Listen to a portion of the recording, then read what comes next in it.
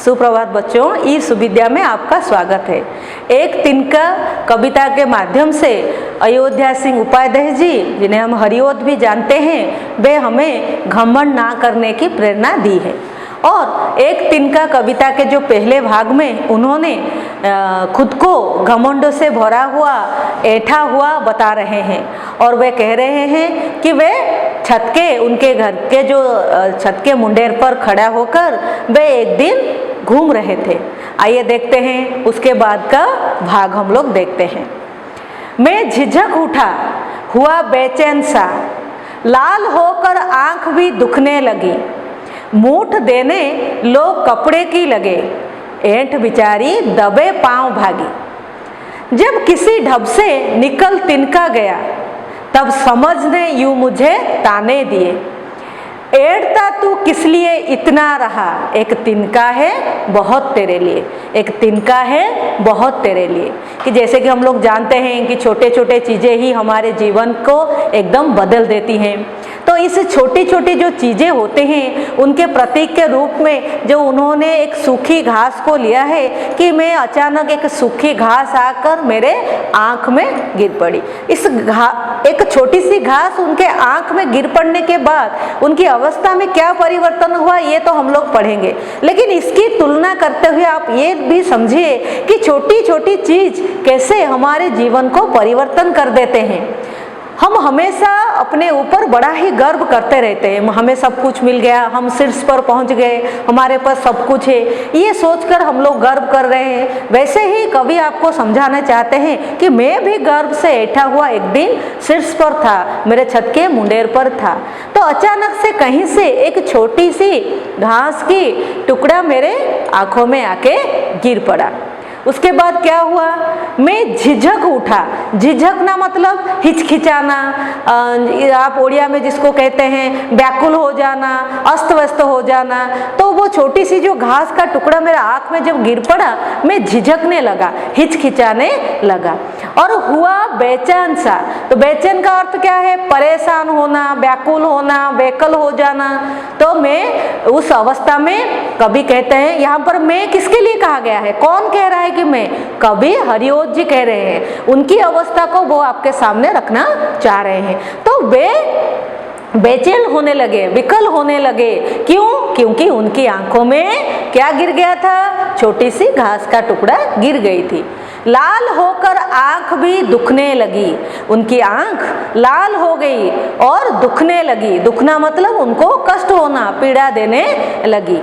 मूठ देने लोग कपड़े की लगे। मूठ क्या होता है, कपड़े का गुब्बारा जो आँख को सेकता है। हम लोग कभी कभी क्या करते हैं, घर में आप लोग देखे होंगे कि हमारे आँख में जब कुछ गिर जाता है या फिर कहीं कुछ लग जाता है तो हमारे आँख को कष्ट होता है। तभी हम क्या करते हैं, कपड़े को लेके ऐसे गोल गोल घुमा के हमारे आँख को सेकते हैं। जो कपड़े को जो गोल गोल हम लोग बनाते हैं, जो गुब्बारा हम लोग बनाते हैं, उसे कहते हैं मूठ। तो उनके आँख में भी दर्द होने लगी थी, तो उनके चारों तरफ जो लोग थे वे क्या करने लगे, कपड़ों की मूठ बनाकर उनको आँख को सेकने लगे।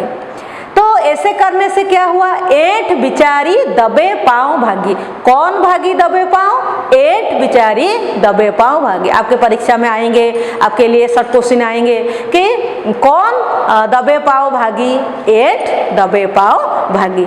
तो ऐंठ बिचारी, यहाँ पर ऐंठ को बिचारी क्यों कहा गया है, जब तो वो उनके आंख में जब गिरा था, जब वो अपने ऐंठ को, जीत को, अकड़ को बड़ा मानते थे, उनके लिए उनके जीद और अकड़ सबसे बड़ा था, जिसे पकड़कर वे घमंड कर रहे थे, गर्व कर रहे थे। तो यहाँ पर उसको बेचारी क्यों कहा गया, क्योंकि जब वे अपने आप को बड़ा मानते थे, लेकिन एक छोटी सी घास की, सूखी घास जब उनके आँख को पीड़ा देने लगी, छोटी सी तिनका मतलब हमारे आँख को दिखाई भी नहीं देता है, इतना छोटा सा होता है वो। तो ऐसी इतनी छोटी सी चीज इतने बड़े कवि के शरीर को अगर वो दर्द दे पाता है, उनके आंख को दर्द दे पाता है, तो उस समय उनका ऐंठ सबके सामने छोटा पड़ गया। इसलिए यहाँ पर कहा गया है कि ऐंठ बिचारी दबे पांव भागी। दबे पांव भागना मतलब चुपचाप निकल जाना। वो चोर दबे पांव भाग गया। आपके लिए परीक्षा में आएंगे, इसे लेकर सार्थक वाक्य बनाइए। पुलिस के डर से चोर दबे पांव भाग गया। दबे पांव भागना एक मुहावरा है, इसका अर्थ है चुपचाप निकल जाना।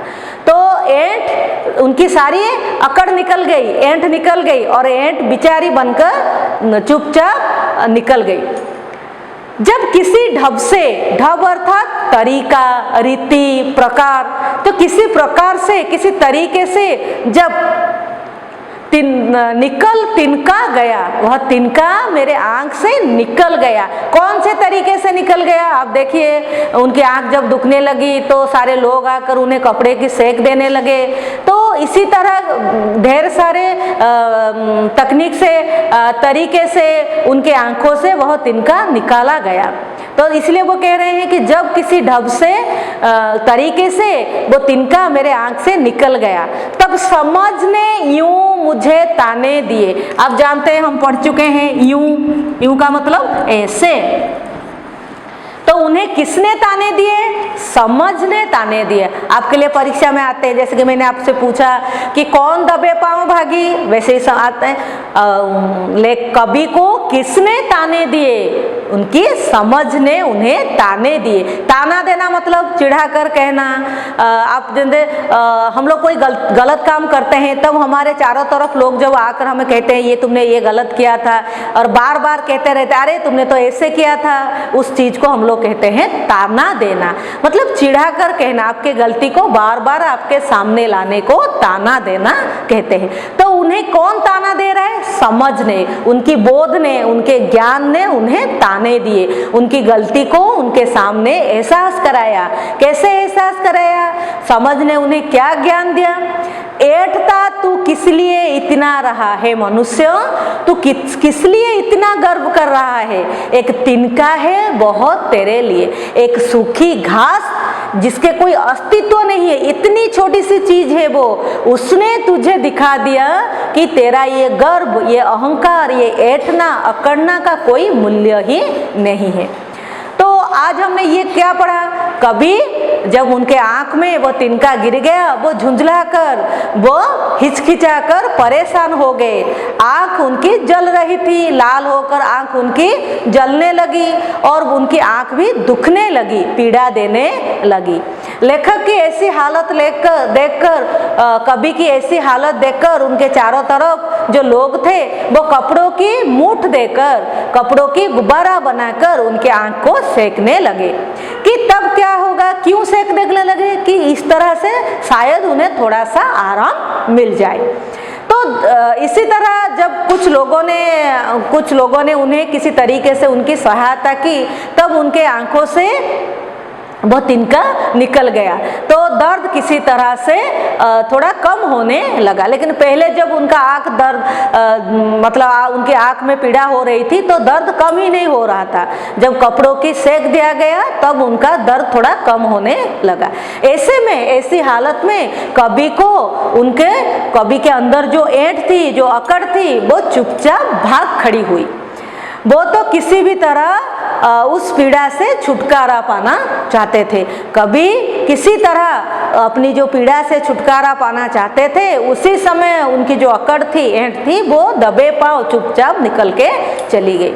जब किसी तरह उनके आंख से वह तिनका निकाला गया, तो मानो उनके विवेक ने, उनके समझ ने उन्हें ये समझा कर कहा, ये ताना मार के कहा कि ये अकड़, ये गर्व हमें किन्हें दिखा रहे हैं? दूसरों को छोटा समझकर, अपने को बड़ा समझकर हम अकड़ रहे थे, ऐंठ रहे थे, गर्व कर रहे थे। तो ये किस लिए है? एक छोटा सा तिनका भी हमारे अहंकार को तोड़ने के लिए काफी होता है। तो ये छोटी सी कविता से हमें ये शिक्षा मिलती है, छोटी छोटी चीजें ही हमारे जीवन को बदल देते हैं। कब कौन सी छोटी चीज हमारे जीवन में एक गुरुत्वपूर्ण भूमिका निभाएगी, ये हमें पहले से पता नहीं होता था।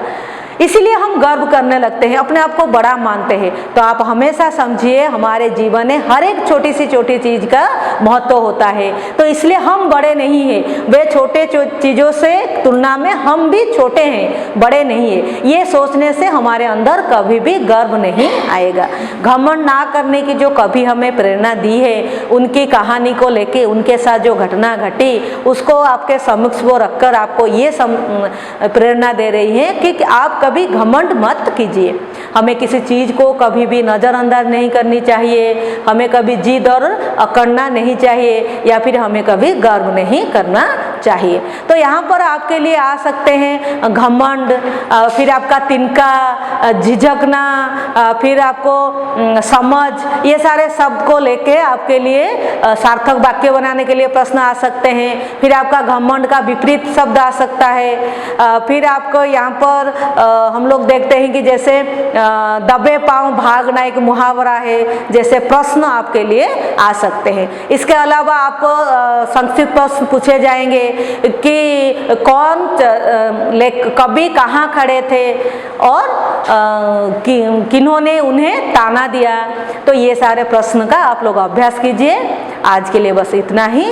धन्यवाद।